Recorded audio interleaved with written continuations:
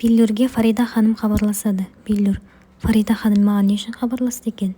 Биллюр: сен неге келмей кеттің? Осындай уақытта досыңның қасынан табылмайсың ба? Биллюр: жоқ, ол маған тыныштық керек дегеннен кейін мен оны мазаламадым. Фарида: тезірек үйге келіп оның көңілін аула. Рафет Первинге хабарласады. Саған не керек, не үшін маған хабарластың? Рафет: Первин, Адил мырзаның жаназасына келгенің үшін саған рахмет. Первин: мен істеу керек нәрсені істедім. Егер қарсы болмасаң түскі асты бірге ішейік. Первин: не себепті мені шақырып тұрсың? Рафет: мен көп жылдар бойы саған айтылмаған нәрсені айтуым керек.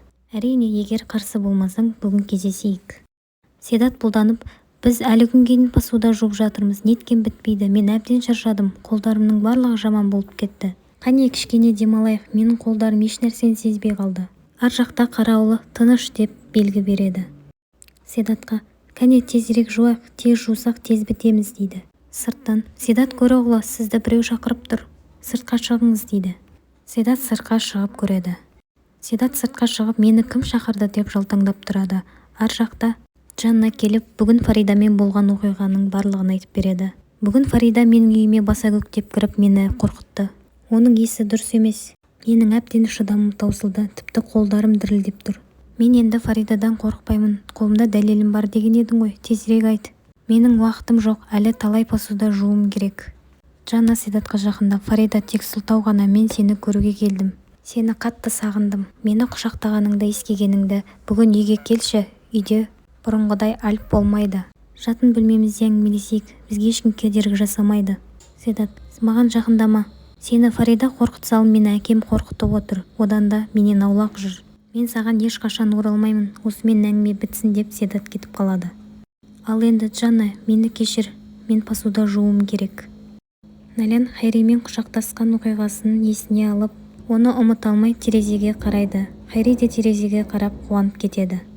Музафердің иығы қатты ауырып қиналып жатады. Оған Пера сообщение жазып жібереді. Өткенде мен айтқан дәрігерге бүгін тексерілуге барайық деп жазады. Муза оны қажетсінбей телефонын өшіріп тастайды. Пера тағы да хабарлама жазады. Егер біз бүгін бармасақ, ол дәрігер ертең шетелге кетіп қалады деп жазып Музаферге қоңырау шалады, бірақ оның өшірулі екенін көреді. Фарида қызметшісімен төменге қарай ас үйге түсіп барады. Фарида ханым, біз қашанға дейін осы үйде тұрамыз? Фарида: Налян жақсы болғанша дейді. Хайриді көріп: сен не, жүргізуден шаршадың ба? Мұнда не істеп жүрсің? Жоқ, мен тек тарелкамды асханаға қойдым. Фарида: сен біздің көзімізге көрінбегенің дұрыс дейді. Сенің не істейтінің менің қызықтырмайды. Сені мына үйде, көшеде тіпті көргім келмейді. Түсіндің ба? Мен саған тек ескерту жасап тұрмын. Қане енді көзіме көрінбек жұмысыңа бар, деп айқайлайды. Музафер: саған барайын деген едім, бірақ бара алмадым. Налян: жоқ, достар арасында ондай болып тұрады. Сенде барлығы жақсы ма? Музафер: менде барлығы жақсы, ал сенде ше? Налян: қиын әрине, бірақ тырысып көремін. Пера Музаферден жауап болмағаннан кейін оны үйіне іздеп келеді. Сыртта Биллюрмен кездесіп қалып, екеуі ішке кіреді. Гүлжихан дүндеуге: Налянға айт, оның құрбылары келді де. Фарида: оның бұндай құрбысы жоқ еді, біз танымаймыз. Пера: мен Музафер мырзаға келдім, ол қайда деп бөлмесіне қарай ай-шай жоқ ешкімді тыңдамай кіріп кетеді. Гүлжихан ашуланып: бұл не, әркім кіріп кете беретін үй ме? Пера: Музафер мырза, неге маған жауап бермейсіз? Сізді дәрігер күтіп отыр, мен сізді алып кетуге келдім. Музафер: мен саған бармаймын дедім ғой, ал енді кет. Пера: мен сізді алып ешқайда кетпеймін. Сіздің қалай ауырып жүргеніңізді мен көрдім, тексерілуіңіз қажет. Бізді дәрігер күтіп отыр дейді. Налян Музаферге: Пера ханым дұрыс айтады, сенің тексерілуің қажет. Мүмкін саған көмегі тиіп қалар деп оны көндіреді. Пера Музаферді алып кетіп қалады. Гүлжихан Наляннан: мына қыз кім деп сұрайды. Музафер: бұлай істеудің не қажеті бар еді? Пера: мен істеу керек нәрсені істедім. Седат Хайридің досымен достасып посуда жууда жарысып отырады. Седат: айттым ғой, мен жеңемін деп, енді мен жеңдім. Рафет мырза Седаттың сыртынан қарап жүреді. Өте керемет көрсеткіш болды. Менің әбден белім ауырды. Кешке шейін осыны істеп бітуіміз керек. Әрі қарай жалғастырайық дейді. Рафет Жаппарға: Седат жұмысқа үйренейін деді ме? Ол әлі де бұрынғыдай шағым айтып жүрме? Жаппар: жоқ, ол алғаш келгеннен өзгерген. Әріптестерімен де жақсы қарым-қатынаста деп Рафетті қуантып қояды. Биллюр Хайриді терезеден қарап тұрған кезде Налян оған ұрсып береді. Биллюр: осы сен неге Хайрида айтса неге ашуланып кетесің? Бұның қандай да бір себебі бар ма? Кәне айтшы. Сыртта Фарида: жарайсың Биллур, әрі қарай сұра деп тыңдап тұрады. Сенде бір нәрсе дұрыс емес, мен сезіп тұрмын. Бұны білмей мен еш қайда кетпеймін. Кәне айтшы, Фарида ханым неге оған тісін қайрап жүр? Налян: мен апамның не ойлағанын білмеймін. Биллур: сен Хайримен жақсы қарым-қатынастасың ба? Ол адамдарға жақсы, жылы сөйлейді. Ол мен балам мен әкемді айырылған кезде маған оларды ұмыттыруға көмектесті. Ары қарай өмір сүруді үйретті. Биллур: онда тұрған не бар? Соған бола ұрсып жүр ме? Әлде мен білмейтін тағы бір нәрсе бар ма? Налян: тағы да бір нәрсе бар. Мен оны құшақтап жыладым. Қалай істегенімді, қалай болғанын да өзім де білмеймін. Сыртта бұл шындықты Фарида естіп құлай жаздайды. Гүлжихан келіп ұстап қалып: сізге не болды? Фарида: менің жай ғана басым айналып кетті. Менде барлығы жақсы деп бөлмесіне кетіп қалады. Биллур: сен эмоциямен жыладың және оны құшақтадың. Еш нәрсе қылмайды. Налян: жоқ, мен өз-өзімді ұстауым керек еді. Апам дұрыс айтады, мен одан аулақ жүргенім жақсы. Биллур: бір сұрақ қойсам бола ма? Хайри мырза сені жақсы көріп қалған жоқ па? Ол сол үшін сенің қасыңнан шықпай жүрген сияқты. Налян ашуланып: қайдағыны айтпа, мен саған бекер айтыппын. Онда еш нәрсе жоқ.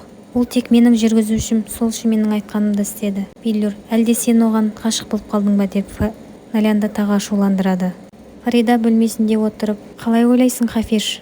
Налян өмірінде болып жатқан оқиғаны бізге айтып бере ме деп сұрақ қояды. Гүлжихан: әлгі қыз келгелі менің басым ауырып жатыр. Ол менің Музаферімді қайда алып кетті? Дүндеу: ханым, барлығы жақсы, уайымдамаңыз. Тазбас жездесі Гүлжиханға хабарласып: саған не керек? Адил мырзаның ешқандай туысқандары жоқ. Тіпті Рафет досың да мұнда жоқ. Ешқандай көмегің қажет емес. Мені мазаламағаның дұрыс деп ашуланып телефонды қойып қояды. Біз кешке көрісеміз. Рафеттің үйіне қарай да дейді. Рафет асханада Первинге өз қолымен ас әзірлеп отырады. Білесің бе, Жаппар, біз бұрын стипендия алған кезде осы тамақты біз жиі әзірлеп отырушы едік. Қане дәмін көрейік, жақсы шықты ма екен? Рафетке: қонағыңыз келді, сізді күтіп отыр деп хабарлайды. Рафет: қош келдің, Первин. Сені көргеніме қуаныштымын. Первин: біздің бірге жейтін асымызды әзірлепшісің. Сен бұның бәрін не үшін істеп жүрсің? Менен не қалайсың? Рафет: мен көп жылдар бойы сөйлесе алмадым. Сенімен дос болып қалғым келеді, әрине сен қарсы болмасаң. Фарида үшеуі дәрігерге тексерілуге бара жатады. Хайри мырза, кілтті маған беріңіз, бүгін мен өзім жүргіземін. Хайри: жоқ, әуре болмаңыз, мен өзім жүргіземін. Налян: жоқ, кілтті өзіме беріңіз, мен өзім жүргіземін дейді. Налян музыканы қосып қалған кезде Хайридің сүйікті әні қосылып кетеді. Оны өшіргелі жатқан кезде Фарида: тұра берсін, өшірме дейді. Бұл өткенде сен түнде тыңдап жүрген ән емес пе? Биллур: сен осындай ән тыңдайтын болғансың ба? Фарида: ол Хайримен дос болғалы өзін біртүрлі ұстап жүр. Бірақ бұл өлеңді тыңдау саған жараспайды. Фарида: саған осы жігіт несімен ұнайды? Мен саған әнші туралы айтып жатырмын. Біз жылап бұл өлеңді тыңдамауымыз керек дейді. Пера: сіздің бөлмеңізге баса көктеп келгенім үшін кешіріңіз. Музо: біздің ресторан осы жақын жерде, сол жерде обедтенейік. Пера: егер сіз телефоныңызды өшіріп қоймағанда бұндай жағдай болмас еді деп күледі. Первин: сен бұл тамақпен мені алдай алмайсың. Сенен кейін мен 2 айдан кейін тұрмысқа шықтым. Сырттай жақсы көрінгенмен тіпті біз қол ұстаспағанбыз. Қонақ үйге кіріп келе жатқан кезде Пера анасын көріп шошып кетеді. Музафер мырза, менің бір шаруаларым шығып қалды. Апамның қант диабеті ұстап қалыпты, менің дереу үйге баруым керек. Музафер: менің көмегім қажет пе, сізді жеткізіп салайын? Жоқ, мен осы жақын маңда тұрамын, мен өзім барамын дейді.